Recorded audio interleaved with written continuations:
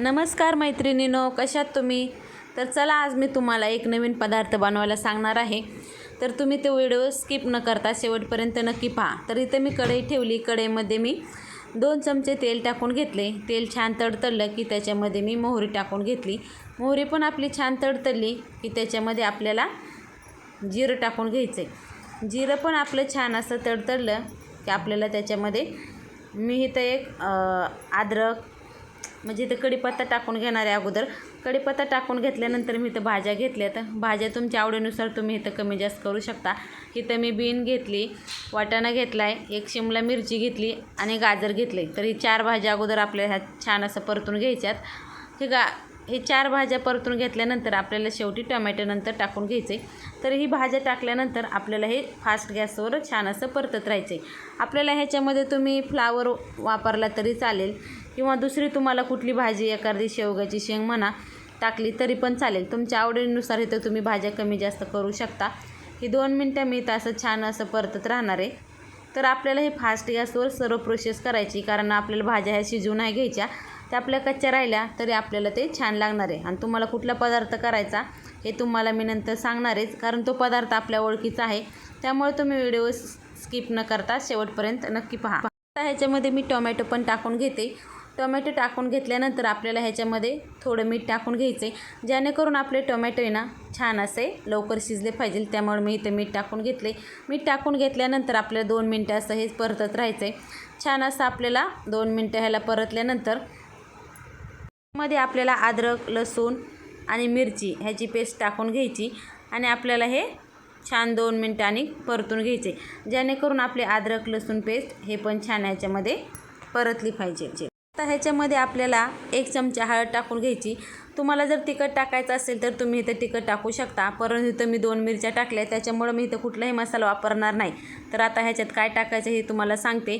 मी इथं डाळ शिजून घेतली. आपण जी नॉर्मल वरण भात करताना डाळ शिजवतो तीच डाळ आहे. डाळ शिजवताना त्याच्यामध्ये मी फक्त हळद टाकली होती आणि बाकी काही नाही. तुम्ही कुठलीही तुरीची डाळ वापरा किंवा मुगाची डाळ वापरली तरी चालेल. आणि छान असं आपल्याला हे हलवून घ्यायचं आहे. हलवून घेतल्यानंतर आपल्याला इथं किती पातळ आहे त्याच्यानुसार तुम्ही इथं पाणी ह्याच्यात ॲड करू शकता. आणि पाणी शक्यतो इथं गरमच ॲड करा, जेणेकरून आपल्या हे डाळीची टेस्ट बिघडणार नाही. आता इथं चला मी गरम पाणी ॲड करते. तर बघू शकता आपल्याला किती पातळ हवं आहे त्याच्यानुसार मी इथं पाणी ओतून घेणार आहे. तर चला मी तुम्हाला काय बनवायचे ते आता सांगणार आहे.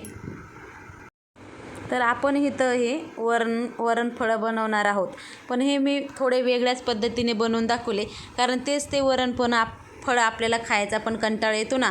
तर त्यामुळे मी इथं थोड्या वेगळ्या पद्धतीने वरणफळं करून दाखवले होते.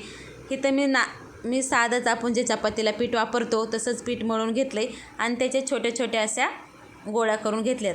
तुम्हाला जर इथं चपातीसारखं लाटायचं असेल तर तुम्ही इथं चपातीसारखं पण लाटून घेऊ शकता, पण मी काहीतरी मुलांना नवीन म्हणून थोडं तुम्हाला वेगळंच ट्राय करून दाखवलं आहे. तर आपल्याला हे असं आपण फळं कसं करतो वरणातली किंवा आपण हे एखाद्या सणाला असं फळं करतो ना त्याच्यासारखे आपल्याला हे करून घ्यायचेत. तर आता हे छान असे आपले हे करून झालेत. आता आपल्या वरणाला पण छान उकळी आली. तर उकळी आले की आपल्याला ह्याच्यामध्ये हे वरणफळं टाकून घ्यायचेत आणि आपल्याला हे उकळी आल्यानंतरच टाकून घ्यायचे, जेणेकरून आपले फळं हे एकमेकाला चिकटणार नाहीत आणि त्याची कुठलीही टेस्ट बिघडणार नाही. त्यामुळे हे शक्यतो तुम्ही उकळी आल्यानंतरच ह्याच्यात टाकून घ्या. तर सर्व वरणफळे आपण आता इथे करून घेऊया. तर चला आता ह्याला आपण एक झाकण लावून ठेवून घ्यायचं आहे, कारण जेणेकरून आपले वरणफळं आतून शिजले पाहिजे. झाकण का लावायचं, तर आपले वरणफळं वाफलतील आणि ते लवकर शिजायला मदत होतील. त्यामुळं आपल्याला ह्याच्यावर एक झाकण लावून ठेवायचं आहे. झाकण लावून ह्याला आपल्याला 2 मिनटं आपल्याला हे पहिल्या स्टार्टिंगला फास्ट गॅसवर ठेवायचे आहेत.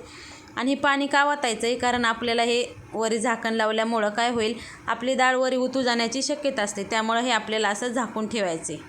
आता 5 मिनटं झाकून ठेवल्यानंतर आपले सर्व वरणफळे आपण असंच प्रकारे करून घेणार आहोत, जेणेकरून आपले सर्व वरणफळं करताना आपण सेम प्रोसेस करा आणि आपली वरणफळे कसे झाले हे ते मला नक्की सांगा, कारण पुढचा व्हिडिओ मला नंतर टाकता आला नाही. त्यामुळे धन्यवाद.